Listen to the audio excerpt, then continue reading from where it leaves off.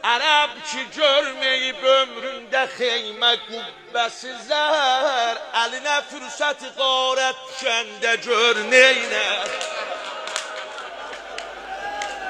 Əfa mən ölüm bax indi gör münzəvi nə deyin. Dey qarət eləyənlər iki dəstəydilər.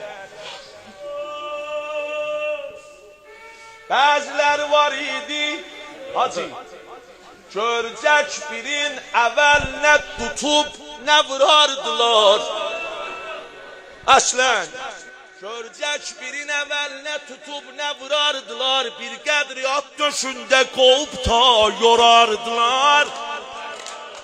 Vaxti ki oldu təngi nəfəs dəydi toprağa, məşğul olardılar o dəmasudə soymağa. Bu bir dəstə.